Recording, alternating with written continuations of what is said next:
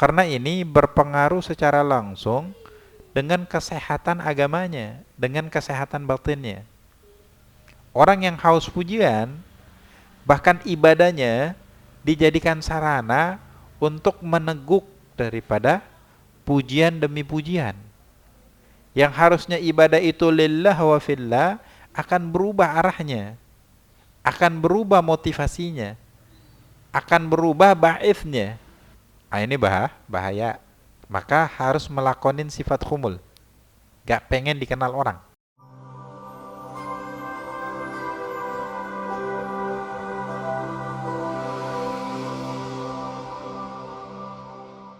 Alhamdulillah Rabbil Alamin. Allahumma salli wa sallim ala Sayyidina Muhammadin wa ala ali Sayyidina Muhammad. Rabbi shrah li sadri wa yassir li amri wahlul 'uqdatam min lisani yafqahu qawli وسدد لساني واحد قلبي بحق نبيك سيدنا محمد صلى الله عليه وسلم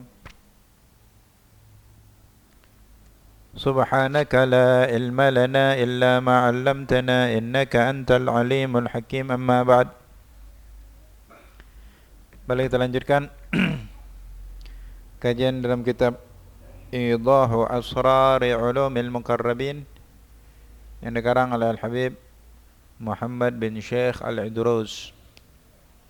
Minggu kemarin di satu fasal menjelaskan bahwasanya zikir itu adalah ibadah yang agung, ma'murun biha, yang diperintahkan untuk dikerjakan, dilaksanakan, dikonsistenkan.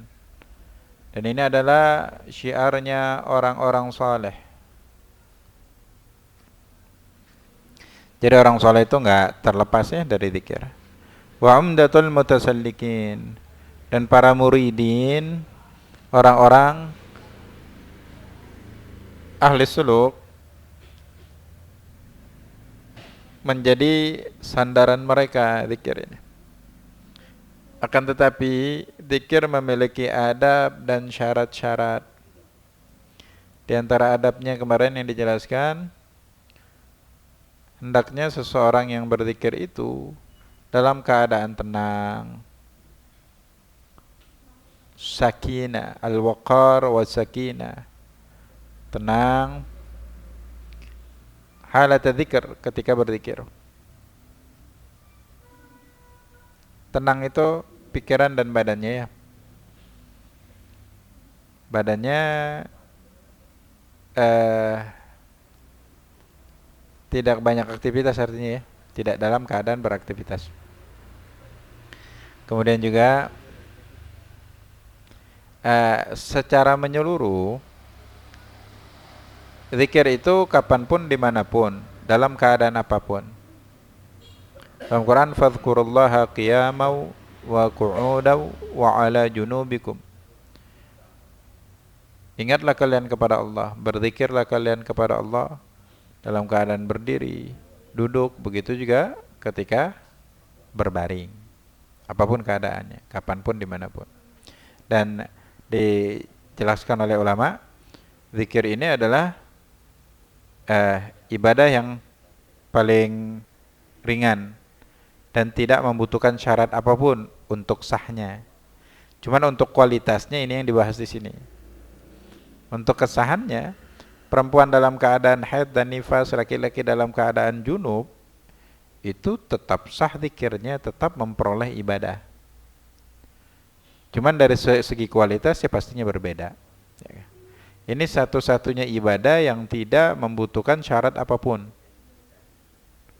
Beda sholat, beda tawaf, beda puasa, ada syarat dan ketentuan yang baku di dalam tata cara pelaksanaannya. Kalau syaratnya tidak terpenuhi, rukunnya tidak dilakukan, maka otomatis batil, tidak sah sama sekali, tidak sah sama sekali.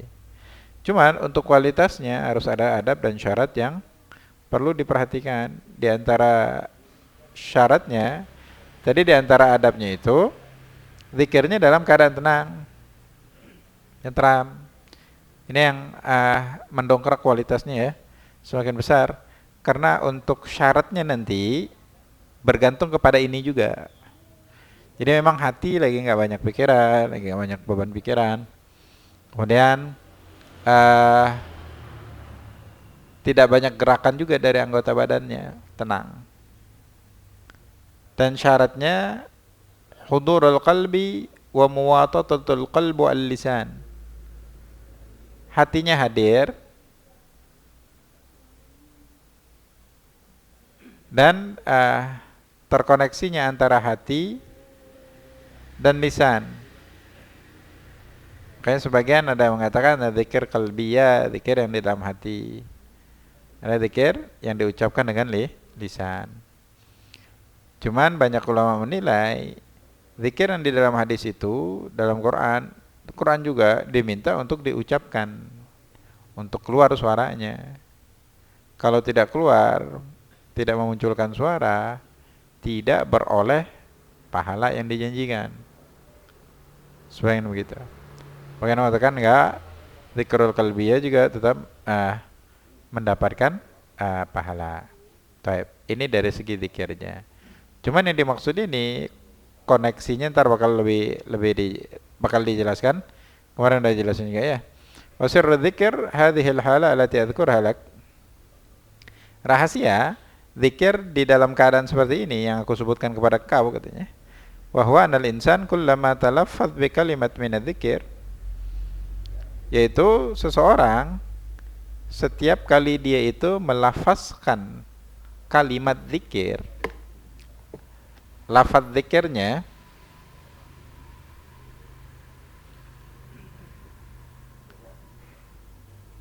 yajibu an yatasawwaraha, wajib harus digambarkan. Wa ya'riful qalbu ma'naha, dan hati memahami maknanya. Sebagaimana lisan itu melafazkan, maka hati disifatkan dengan memaknai lafaz tersebut. Ini maksudnya ya. Ada koneksi antara lisan dan hati. Jadi yang berzikir itu tidak sebatas di lisannya, akan tetapi hatinya juga. Wadzakir,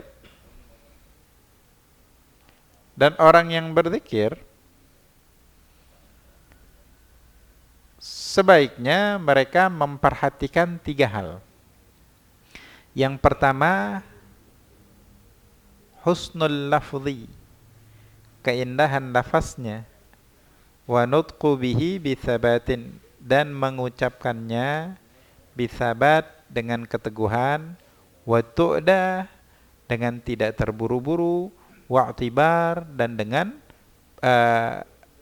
i'tibar, dengan memaknai atau meresapi maknanya, i'tibar. Jadi husnul lafzi yang pastinya kan dilafazkan, setelah dilafazkannya dengan lafaz yang indah, arti indah, dan juga tidak terburu-buru. Tidak terburu, artinya tidak dengan malas-malasan, dengan semangat yang penuh keluarlah lafaz-lafaz itu ya. Ini menentukan kualitasnya dan pengaruhnya. Disebut ala bi dzikrillahi tatma'innul qulub. Ketahuilah dengan berzikir kepada Allah hati menjadi tentram. Cuman ketentraman itu bagai baterai untuk setiap alat ya, elektronik ataupun yang lain. Dia mempunyai kapasitas yang berbeda satu sama yang lain. Begitu juga kualitas zikir seseorang itu menentukan pengaruh zikir tersebut dari ketahanannya, selain besaran pahala yang dia dapat, juga berbeda antara satu ya sama yang lain. Makanya mu'alif menginginkan setiap orang yang berzikir itu memperhatikan 3 perkara ini. Yang pertama, diucapkan dengan yang tidak terburu-buru, lafaznya juga pengucapannya jelas, dengan yang indah, sebisa mungkin untuk dilafazkan, dan penuh pemahaman. Wa tsani an yatasawwara al-qalbu ma'na dzalikal kalam muwata'atan bainal qalbi wal lisan. Yang kedua, hati diminta untuk menggambarkan makna ucapan tersebut sebagai bentuk konektivitas antara hati dan lisan, terkoneksi. Yang terakhir, ats-tsalits wa huwal asal, dan ini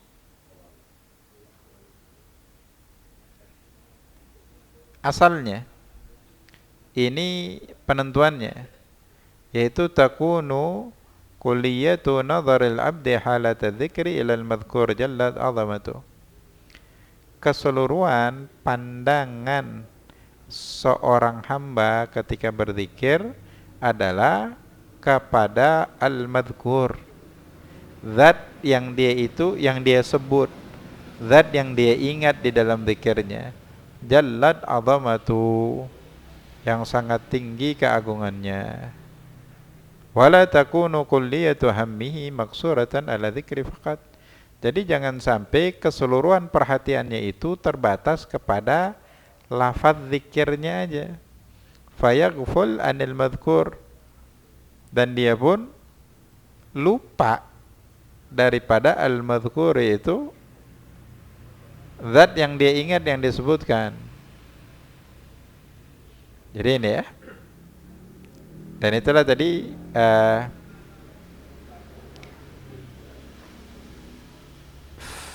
amalnya hati.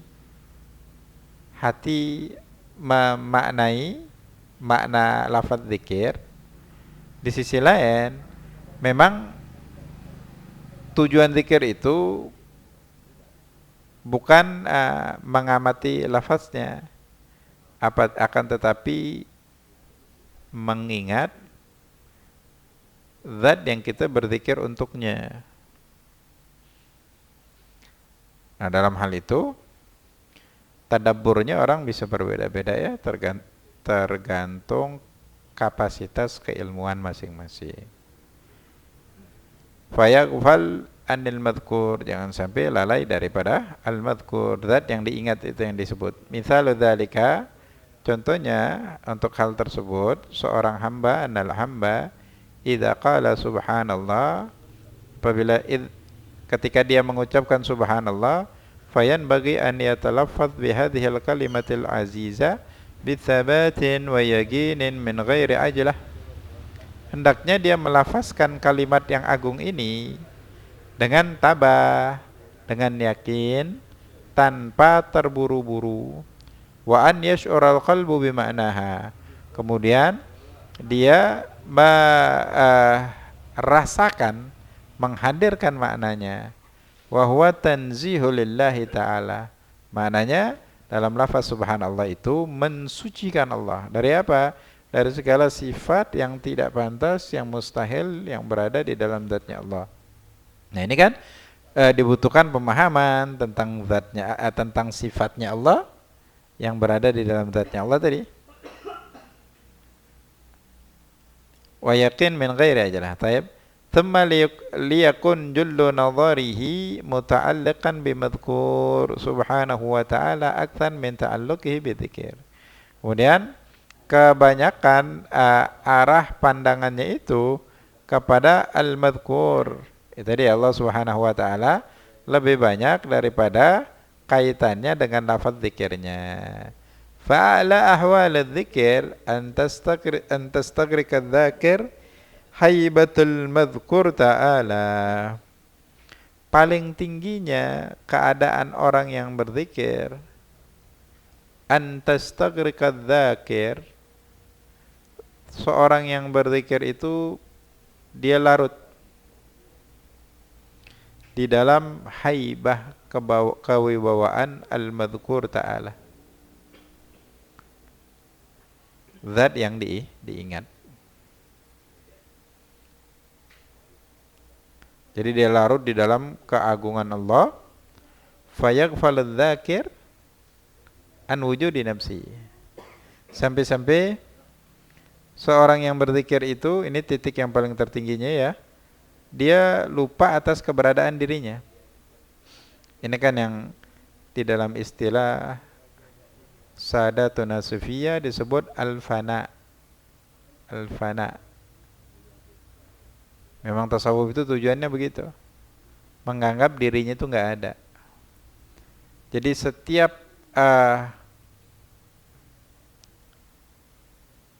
segala kebaikan yang muncul dari dirinya, yang patut untuk diapresiasi, yang patut untuk dibanggakan, yang menjadi suatu kebanggaan seseorang, dianggap bukan dirinya yang buat, yang ada cuman Allah. Jadi lebih kepada bukan ilustrasi ya di dalam otak seperti itu, akan tetapi efek yang efek atau pengaruh yang secara langsung bakal dia dapatin. Artinya dari awal dia itu menghilangkan ruang di dalam hatinya yang bisa diisi dengan rasa ujub, dengan riya, dengan takabur atau kibir dan yang lain sebagainya. Ini sekatnya udah nggak ada, udah dihilangin sama dia. Kenapa? Dia falsafahnya la haula wala quwwata illa billahil aliyyil azim. Dalam perbuatan kebaikan, aku nggak punya kemampuan sama sekali. 100% Allah yang bantu. Jadi sesuatu yang merupakan bantuan dari orang lain nggak pantas untuk aku klaim dirinya. Oke. Jadi dari sini makanya disebut ilmu tasawuf itu disebut ilmu tazkiyah, ilmu untuk membersihkan hati. Ya. Kalau yang memang didapati ketika dia belajar ilmu tasawuf hatinya rusak, ya dia mulai bersihkan. Dan kalau orang dari awal memang udah dibina oleh Syekhul Murabbi dari kecilnya, memang dia mentiadakan ruang-ruang tadi yang kemungkinan bisa diisi dengan hal-hal yang buruk, dengan sifat yang tidak bagus, berbagai macam penyakit hati bisa berjangkit di dalamnya. Dia sudah hilangkan terlebih dahulu dan dia kasih pelindung yang berlapis. Ya. Nah ini orang yang udah di maqamul fana. Nah, orang di darajat ini, dan itu kan tidak juga didapat dengan instan ya. Harus adanya ar-riyadhah. Butuh sebagaimana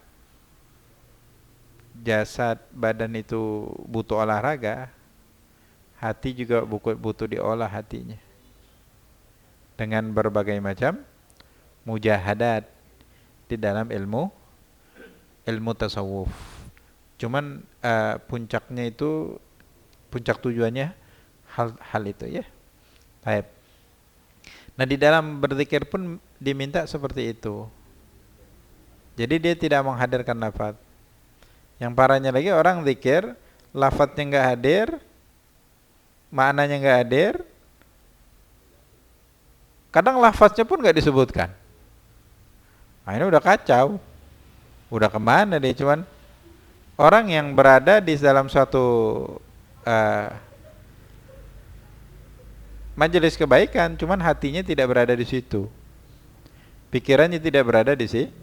Itu sangat disayangkan ya. Ada yang suaranya masih keluar, cuman hatinya di mana-mana, pikirannya mana-mana. Ada yang suaranya keluar, pemikirannya terbatas di lafaznya aja. Yang diminta hati dan pikirannya itu tertuju kepada al-madhkur Allah Subhanahu wa ta'ala. Puncak daripada tujuan itu sampai dia tidak merasakan keberadaan dirinya. Yang ada di dunia ini hanyalah keagungan Allah, yang hanya ada syariat dan perintahnya Allah, itu yang wajib aku lakukan.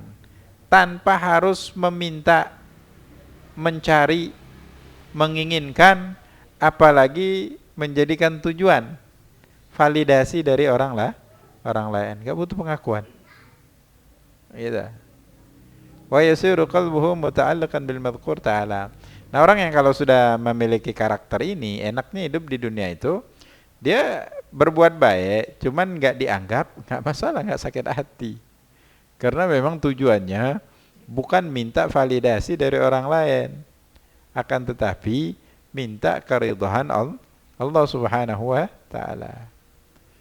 Makanya disebut dipuji dia tidak terbang, dicaci dia tidak tumbang.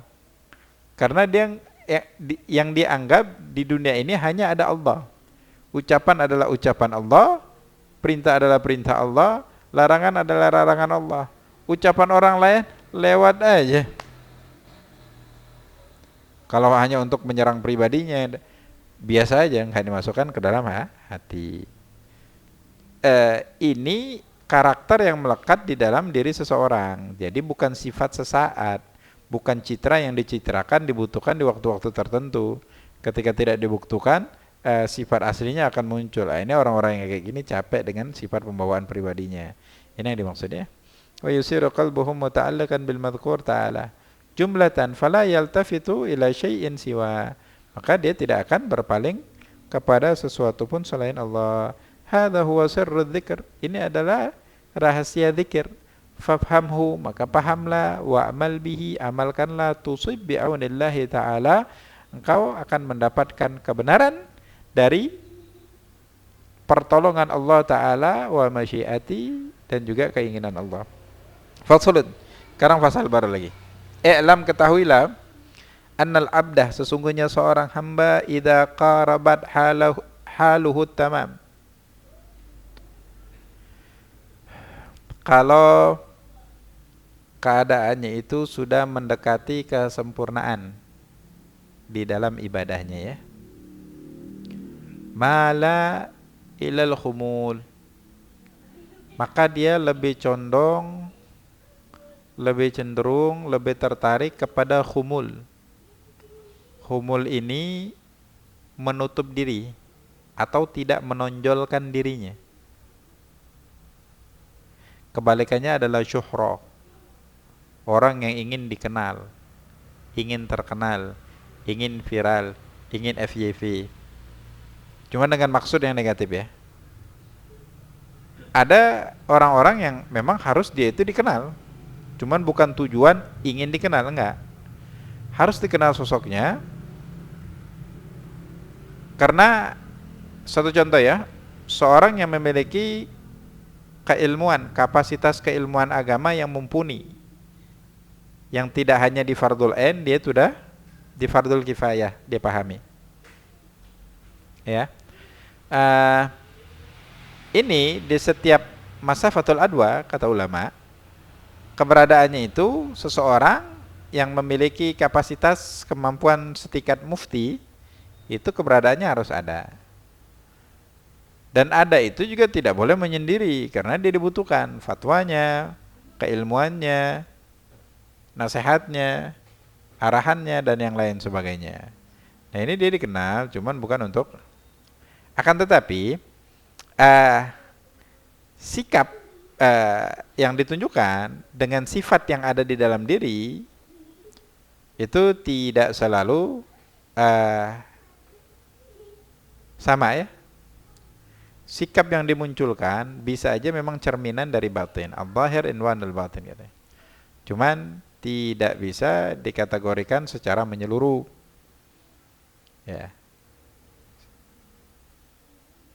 Mungkin dia bisa juga tidak. Baik. Ini khumul. Jadi orang yang sudah mendekati batas kesempurnaan di dalam ibadah, level yang tinggi, dia lebih cenderung ingin menutup dirinya, lebih kepada menutup aktivitas ibadahnya daripada akses tersebut diketahui oleh halayak ramai ataupun orang lain. Bakal dia menutup dari dirinya sendiri supaya dirinya nggak tahu dia lagi ibadah. Tujuannya apa tadi ya? Benar-benar meneguhkan tiang pondasi keikhlasan di dalam hatinya, sehingga ibadahnya murni hanya untuk Allah Subhanahu wa taala. Tidak ada yang lain. Baik. Selain sifat itu, sikap sosial mereka wa atharul uzlah. Mereka lebih memilih menyendiri. Kenapa? Isti'nasan bisirrihi. Mereka lebih merasa nyaman dan tentram ketika mereka berada di dalam kesendiriannya. Wabtihajan bima muniha min imarati qalbihi, dan mereka merasa senang, bahagia dengan apa yang Allah berikan daripada kemakmuran batinnya. Batinnya makmur dengan apa? Dengan berbagai macam aktivitas ibadah. Makmur ya. Makmur artinya terbangun. Ada aktivitas batin yang terus bekerja, cuman dalam ranah positif. Bukan batin yang sakit, bukan batin yang kelam, bukan batin yang gelap dengan berbagai macam penyakit hatinya. Itu yang dimaksudnya. Kemudian wa talaban lis-salama minal fitan. Di sisi lain juga adalah bentuk untuk mencari keselamatan daripada berbagai macam fitnah. Wal i'ana 'alal khairat, dan juga membantu dirinya untuk berbagai macam kebaikan. Qala Umar bin Al-Khattab radhiyallahu anhu, Sayyidina Umar bin Khattab berkata, "Khudhu bihaddzikum minal 'uzla." Ambillah daripada bagian kalian minal uzlah, dari uzlah, dari menyendiri. Walaysa lil 'abdi al mutakhassis fi waqtina hadza mithlul khumul. Musannif ini di zaman beliau mengatakan, untuk seorang hamba di zaman kita sekarang ini, yaitu hampir 600 tahun yang lalu, yaitu 500 tahun yang lalu, beliau mengatakan tidak ada sesuatu yang lebih penting dan membawa manfaat untuk dirinya seperti khumul, yaitu menutup dirinya, menutup diri. Karena ini berpengaruh secara langsung dengan kesehatan agamanya, dengan kesehatan batinnya. Orang yang haus pujian, bahkan ibadahnya dijadikan sarana untuk meneguk daripada pujian demi pujian. Yang harusnya ibadah itu lillah wa fillah akan berubah arahnya, akan berubah motivasinya, akan berubah ba'ithnya.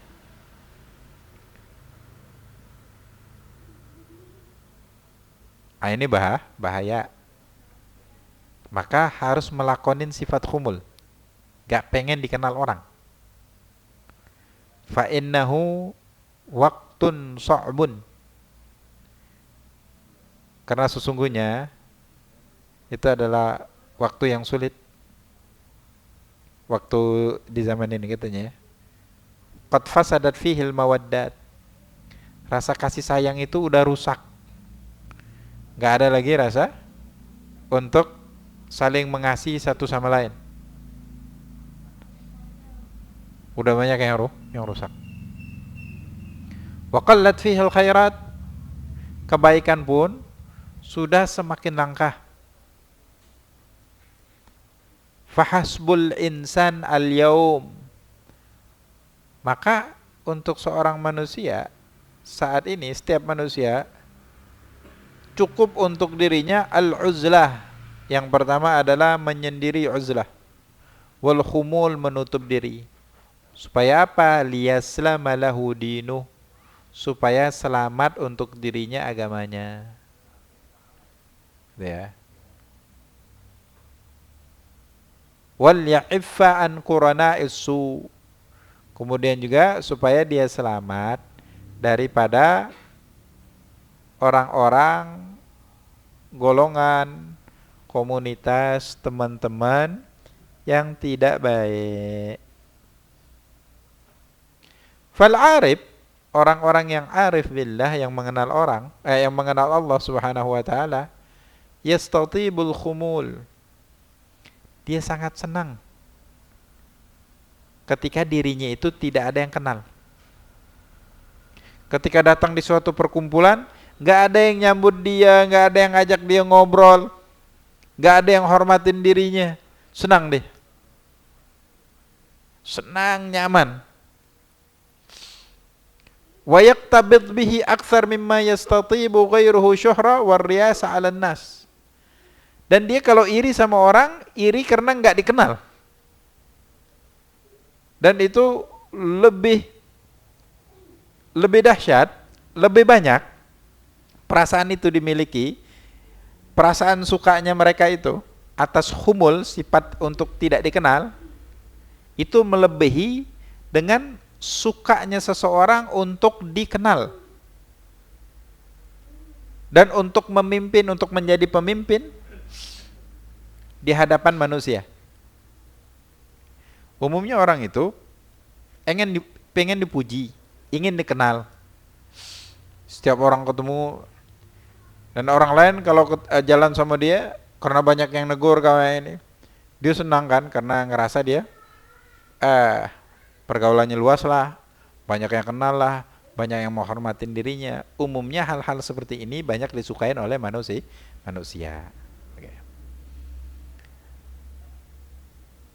Dan memang secara langsung itu mempengaruhi kualitas batinnya. Gak semua orang mampu menyikapi kesyuhrahannya dia itu, keterkenalannya dia itu dengan hati yang bersih. Kerap kali sering memunculkan keangkuhan dirinya. Kalau memang sudah ada, semakin besar dan memperparah kedudukannya. Kemudian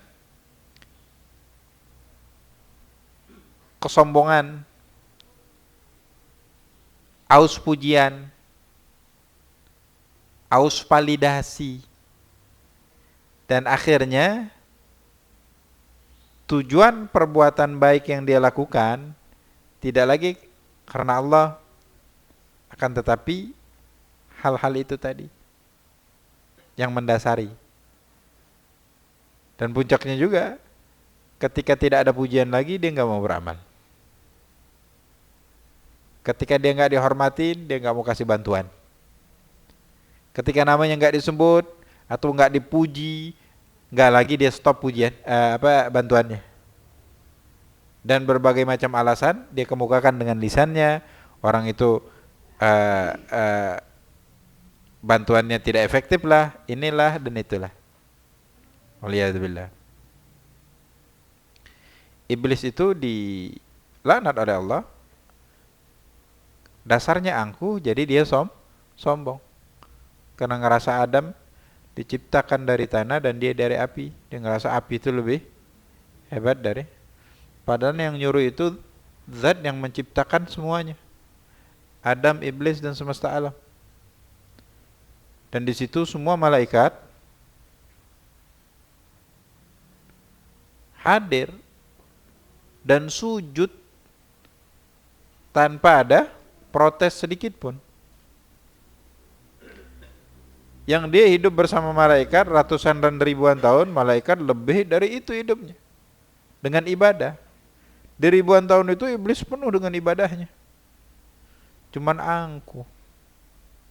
Dia minta pengakuan. Sombong. Nah ini sangat berbahaya. Apalagi orang yang tidak mempunyai kapasitas keilmuan yang mumpuni, begitu juga amalianya. Jadi sangat berbahaya kalau dia tidak memiliki sifat khumul ini. Ini sifat batin, sifat hati. Kalau uzlah itu sikap sosialnya untuk menyendiri. Menyendiri bukan berarti dia menarik dari pergaulan secara total, enggak. Ada hal-hal yang wajib kita lakukan di dalam sosial bermasyarakat. Itu enggak boleh dengan alasan khumul dia meninggalkan kewajiban tersebut, enggak boleh. Tetap ya. Cuman membatasi gitu ya. Kenapa? Takut pengaruh buruk. Takut pengaruh buruk. Di zaman Covid kemarin itu diminta stay di rumah aja, nggak keluar. Karena takut terjangkit virus. Kalau kesombongan, ghibah yang diharamkan, ucapan kotor yang diucapkan, fitnah dan caci maki, dan itu menjadi obrolan yang paling lezat di setiap tongkrongan yang kita temui, diibaratkan virus yang mematikan. Udah cukup alasan untuk beruzlah, untuk menyendiri. Terlebih memang semua lingkungan, kadang yang dengan embel-embel agama pun, majelis taklim dan yang lain, habis majelis ngobrolan nggak bagus, ngobrolin orang lain, caci maki, menghina dan yang lain sebagainya. Ini ya jelek. Baik. Jadi sifat khumul yang tidak, kalau ini sudah menjadi tabiat. Jadi ada orang begini ya,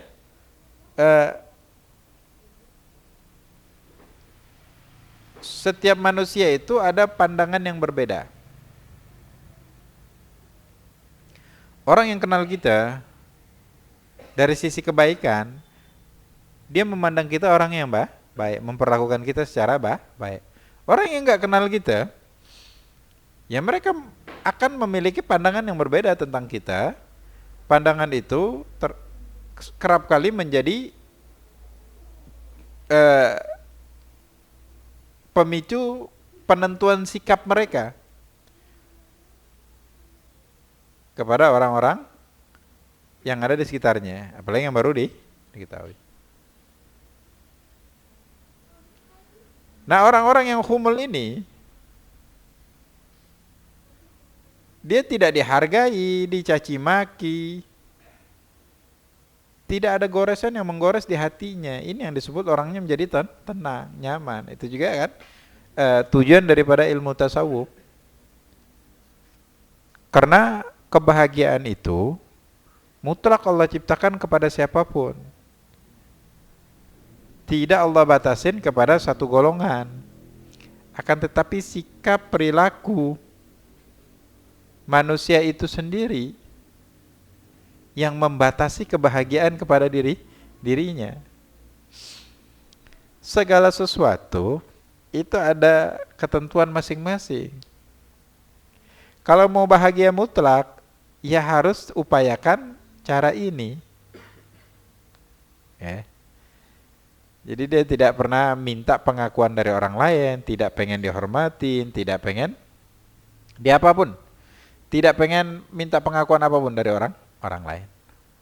Jadi ketika dia tidak mendapatkan hal itu, ya memang dia nggak minta dan dia nggak nyari, nggak masalah. Yang sulit dalam hidup, ketika ekspektasi kita dengan realita yang terjadi tidak sesuai.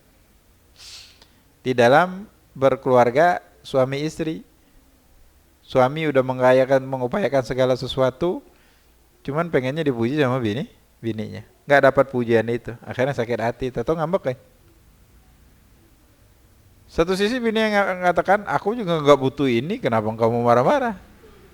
Sebaliknya istri juga begitu. Ini di dalam lingkup yang, dan masalahnya tidak terhenti di rumah tangga, di tempat kerja, di tempat tongkrongan, di banyak tempat-tempat publik yang lain. Dia akan haus karena sifat itu ada di dalam dirinya.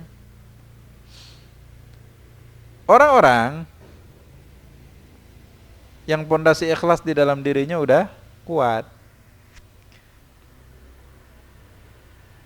tidak membutuhkan hal ini, dan sifat-sifat ini mereka miliki. Enggak.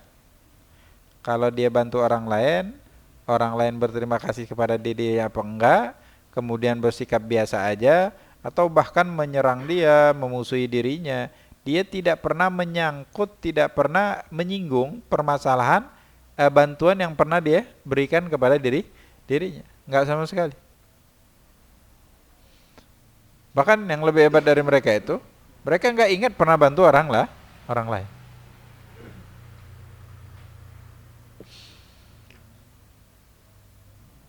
Maka katakan tadi, al-arif billah, orang yang mengenal Allah, mereka sangat suka khumul,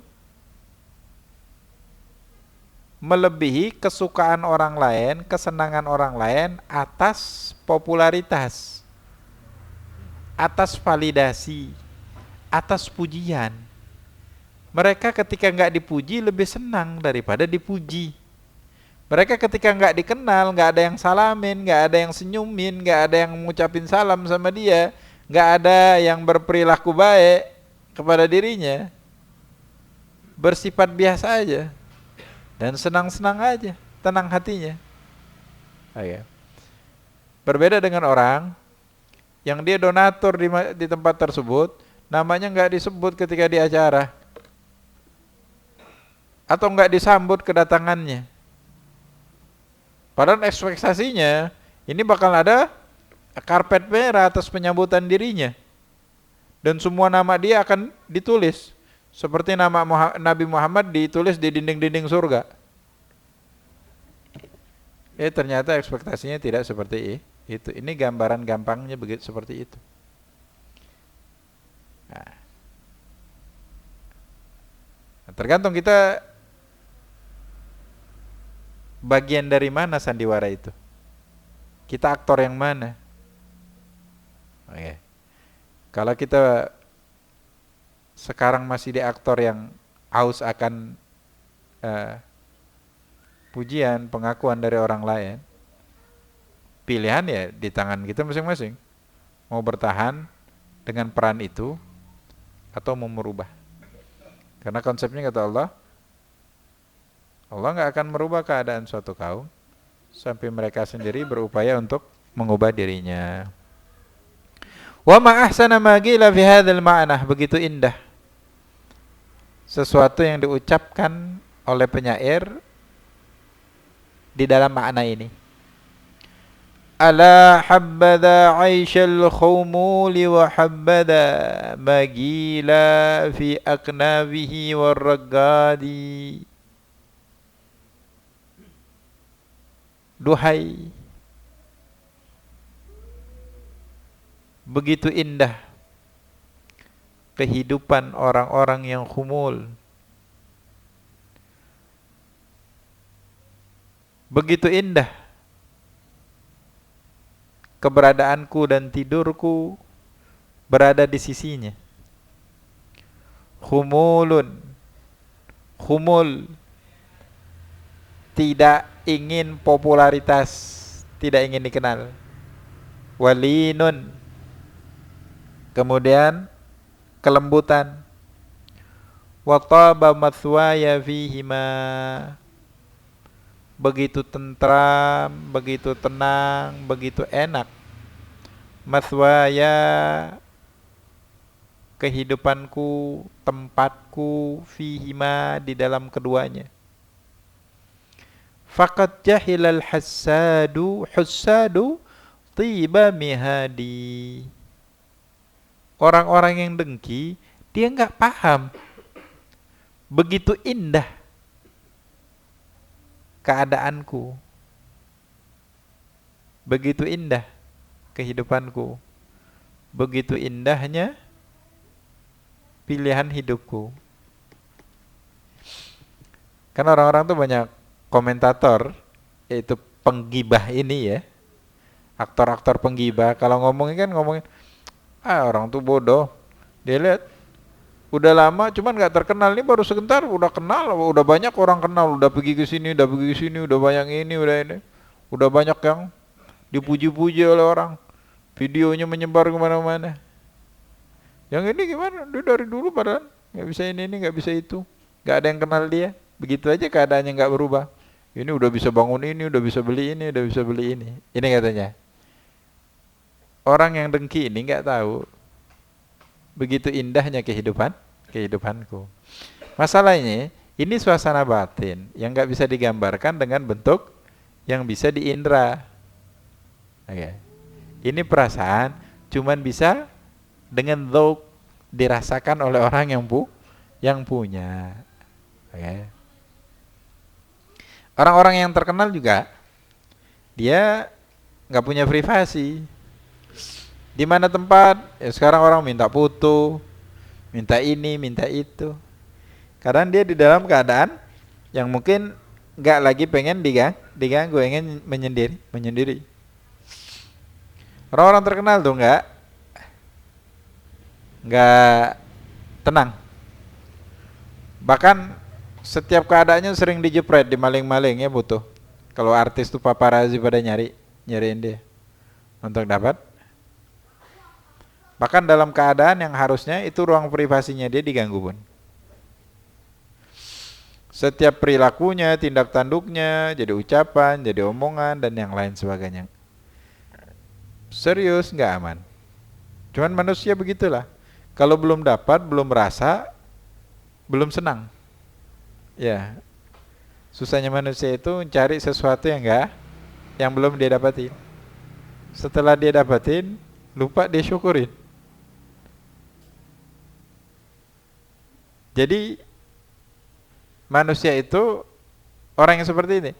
Dia kehidupannya, tujuan yang dia tuju tuh nggak ada tepinya, nggak ada ujungnya. Dia mencari sesuatu yang belum dia miliki. Dan banyak, ketika dia sudah memiliki, dia tidak benar-benar menikmati. Begitu ujungnya. Tanpa dia rasa, batas waktu yang sudah Allah berikan kepada dirinya sudah hampir keseluruhan dipakai untuk dirinya. Untuk mengejar sesuatu yang Allah bilang, gak usah kejar itu. Dan bukan untuk itu kalian aku ciptakan. Itulah. Oke. Nah, ini sifat perilaku sosial yang dibutuhkan di dalam kehidupan untuk membentuk karakter yang benar-benar islami, imani, dan ihsani. Walaqad ahsana Ahnab al-Akbari atau Akbari aydan fi hadzal ma'na. Begitu juga ada penyair lain, dia menggubah beberapa bait qasidah dengan begitu indah, begitu baik mengenai makna ini. Namanya Ahnab al-Akbari. Beliau berkata, "Man aradal mulka warrahata min hammin tawil." Barang siapa yang menginginkan kerajaan, kekuasaan, waraha dan kenyamanan, min hammin dari kegelisahan, tawil yang panjang tak berujung, falyakun maka hendaklah fardan minan nas, menyendiri dari semua orang, wa yarda bil qalil,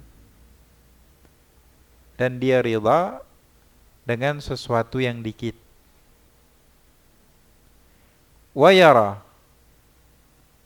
dan merasa anna qalilan, bahwasanya sedikit itu nafi'an, memberikan manfaat, ghairu qalil, tidak sedikit.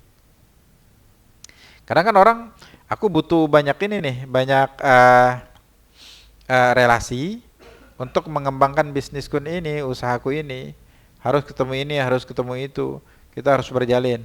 Karena kalau mau nyalon, kita harus ke ormas ini, harus ke ormas itu, harus silaturahmi ini, harus silaturahmi itu, harus ke kiai, harus ke pendeta, harus ke ini, harus ke itu, supaya apa? Nyari suara.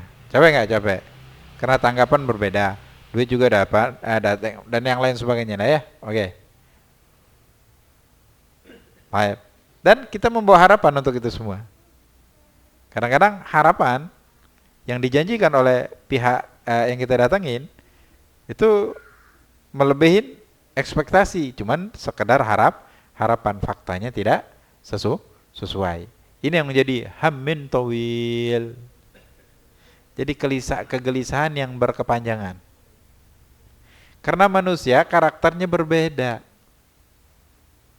Orang yang dulu kita kenal sangat baik, sangat jujur, ternyata berubah, sakit hati, sakit.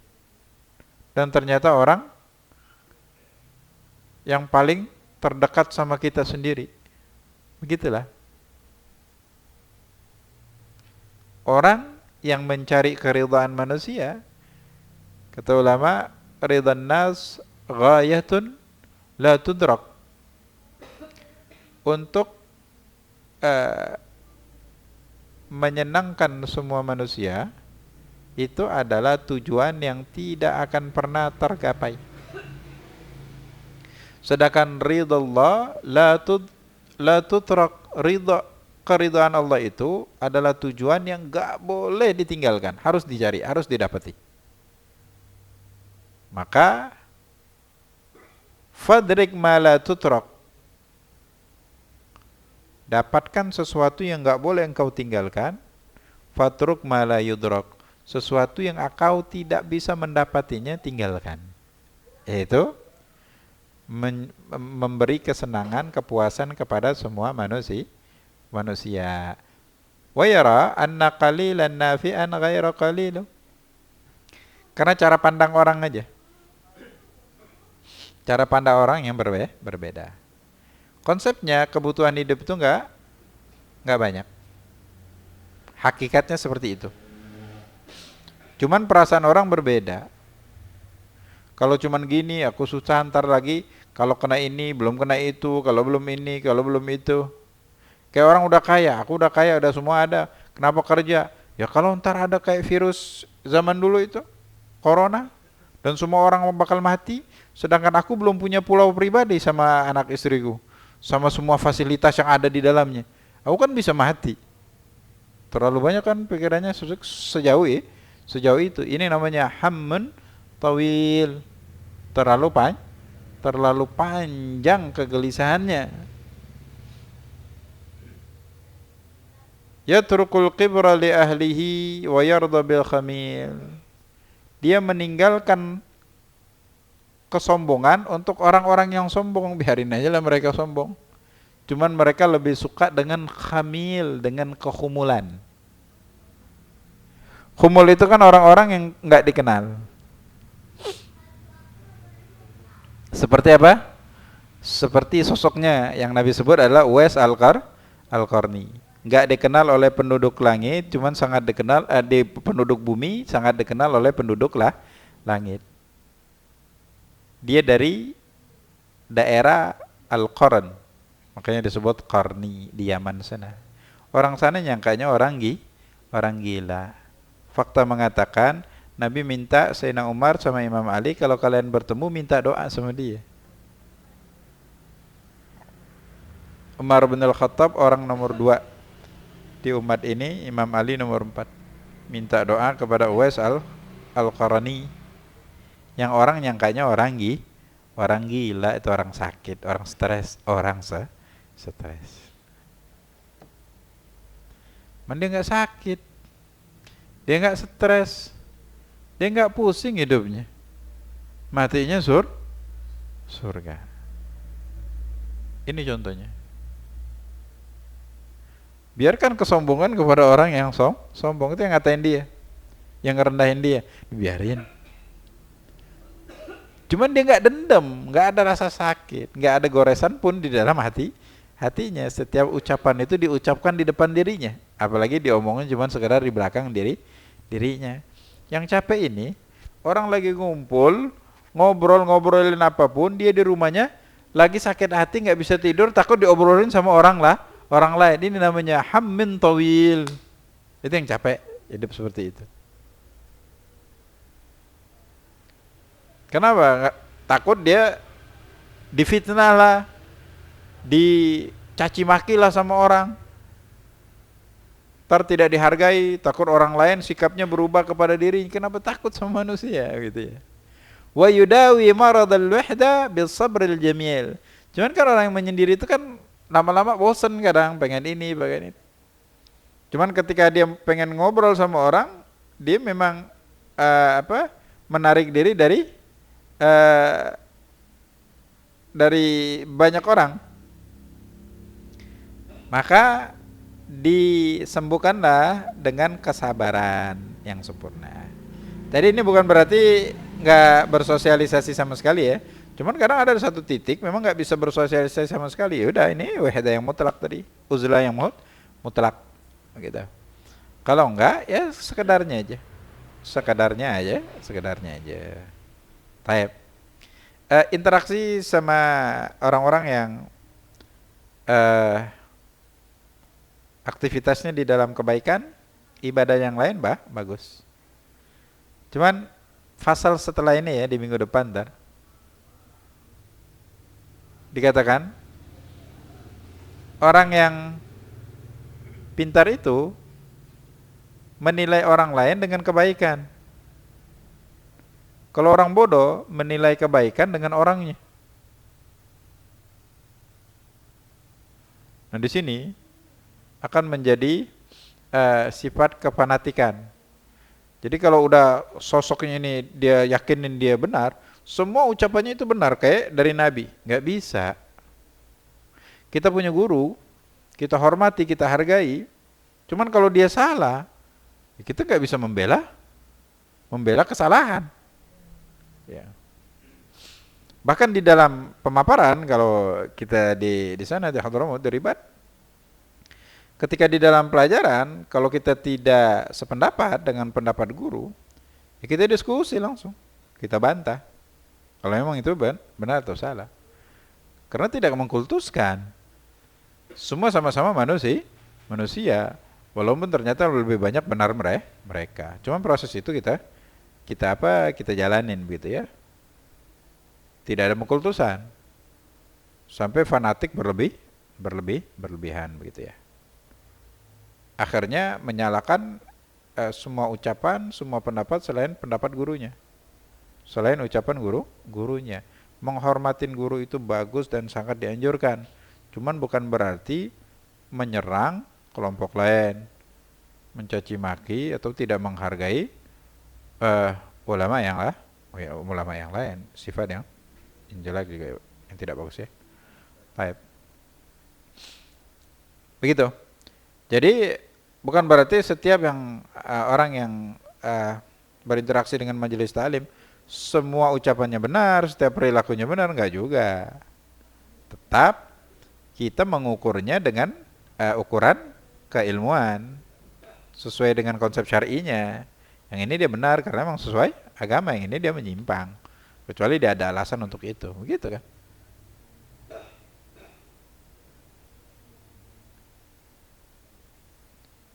La yumari ahadan ma'asya fi qalin waqil. Dia tidak pernah berinteraksi sama manusia selama hidup di dalam ngobrol-ngobrol yang enggak jelas. Tsumma ma'adzalika la ya'rifu samhan min bakhil. Cuman walaupun begitu, dia tidak memberikan maaf kepada sifat bakhil. Artinya enggak boleh dirinya bakhil. Bukan berarti ketika dia tidak mau berinteraksi sama orang lain dia enggak peduli, enggak, tetap kepedulian itu ada maksudnya. Fa idza akmala hada, ketika sifat ini sempurna, kana fi mulkin jalil, dia berada di dalam kepemimpinan yang nyata. Dia seorang raja. Kenapa? Semua beban pikirannya dia yang atur, bukan dikendalikan oleh faktor eksternal yang menjadi beban yang membebanin dirinya. Enggak, aku juga patut bahagia kok. Kenapa aku harus diatur dengan beban yang belum tentu nyata? Dan ilusi yang aku ciptakan sendiri dan menjadi beban pikiranku sendiri. Karena itu belum tentu sesuatu yang nyata. Orang yang ngumpul, orang yang ngobrol, ngapa kita jadi pusing? Itu kan benar-benar di luar nalar akal sehat. Seandainya kita diomongin, dia biarin aja. Kenapa manusia punya mulut? Salah secara agama dan mereka tanggung sendiri dan kita bisa juga salah. Dan alhamdulillah ketika ucapan itu nggak sampai ke kata kita nggak sakit hati. Uffin min ma'rifatin nas ala kulli sabil.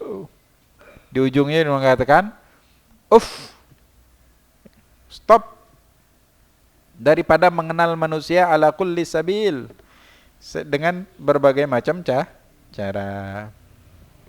Jangan pernah kenal. Mentok-mentoknya itu sekedar tahu aja. Karena manusia karakternya beda. Yang belum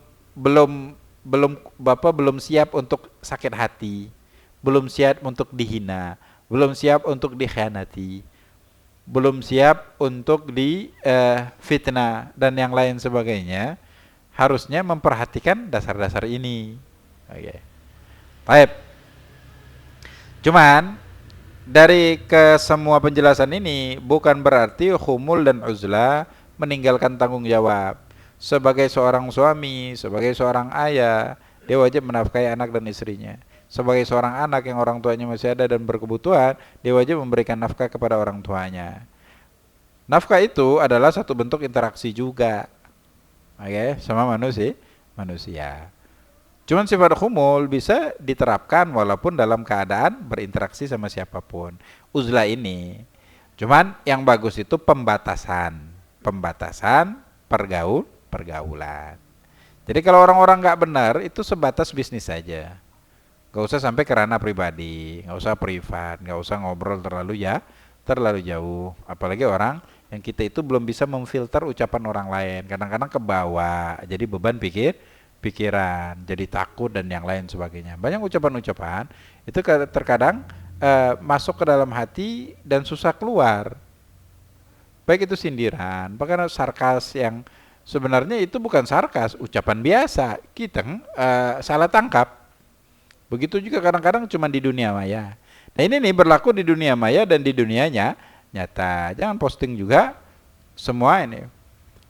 Kadang kerja kerasnya diposting, supaya viral. Atau orang-orang yang jual kesedihan untuk mendapatkan perhatian. Ini semua sesuatu yang hakikatnya harusnya diberikannya kepada Allah di dalam sujud kita. Rasa syukur atas apa yang Allah telah mudahkan atas diri kita. Sampaikan di sana. Kemudian semua kebutuhan dan hajat kita sampaikan di situ. Semua keluh kesah kita sampaikan di situ. Minta pengakuan dan ujungnya keridhaan daripada Allah Subhanahu wa taala. Malikin nas, rajanya manusia, bukan kepada manusianya. Ini yang disebut tadi di maqamul fana. Dia enggak mandang manusia. Terserah manusia mau ngapain. Mau ngapain terserah. Baik. Jadi itu ya. Uzlah bukan berarti menarik diri dari kewajiban. Kita katakan tasawuf itu harus berdiri di atas syariat. Nah orang yang memang hidupnya sebatang kara, nggak ada tanggung jawab apapun, nggak apa-apa, uzlah mutlak, dia tinggal di gua dan yang lain terserah. Cuman semua yang pernah melakukan itu, mereka ada tujuan mulia di belakang itu semua. Dan kewajiban memang benar-benar sudah dihandle secara sempurna, begitu ya. Kalau enggak ya jangan coba-coba. Akan tetapi sifat khumul itu dalam keadaan apapun. Karena ini menjaga dan memelihara ikhlas untuk tetap tumbuh dan kokoh di dalam hati. Khumul itu patut. Nah uzlah, kalau mu'allif ini di zaman dulu, di zaman beliau, uzlah itu adalah pilihan satu-satunya untuk keselamatan agama, kurang lebih begitu arahan ucapan beliau tadi. Apalagi di zaman kita sekarang ini, jangankan orang dewasa, anak kecil aja bahasanya sudah susah dikontrol. Di tongkrongan, nama itu udah nama yang dikasih oleh orang tua kita, yang namanya kadang bagus, udah jadi nama binatang, dan itu jadi suatu kebanggaan. Obrolan, belum lagi yang nggak sholat, nggak yang lain, mereka nggak ada sekat dan nggak ada batasan agama seperti minuman keras, narkoba, judi dan yang lain, hilang agama sangat jauh. Dan walaupun lingkungan kita, lingkungan majelis taklim katanya, majelis zikir katanya, tetap selektif. Gak semua di sana mengamalkan apa yang mereka dengar. Yang mengamalkan tidak keseluruhan. Tadi ini kajian untuk besok ya. Orang itu mengetahui kebenaran bukan dengan orang, akan tetapi dengan kebenaran itu sendiri. Menjadi tolak ukur benar gak benarnya. Bukan orang. Orang yang dikenal dengan kebaikannya, dengan ini, semua yang dibuatnya menjadi benar. Gak bisa, ini manusia. Gitu ya. Bahkan dengan guru kita sendiri. Husnudzan wajib, apalagi dengan guru. Cuman tidak boleh membenarkan yang salah. Salah. Nggak boleh dibenarkan. Cara negur memang berbeda. Masa keatasan mau ditegur dengan anak buah dengan teguran seperti teman, bisa berhentikan dia di dalam pekerjaannya. Gitu juga yang lain. Wala umri laqad ajada hadza syair wa syi'ruhu hadza ainus suluk fa'lam. Demi Allah, kata mu'alif, penyair ini membuat dan syairnya membuat ainus suluk, tentang bagaimana cara kita melangkah di bumi ini, di dalam agama ini. Semua beberapa syair tadi. Fa'lam, maka ketahuilah. Resapi maknanya, pahami dan amalkan. Wallahu subhanahu wa ta'ala.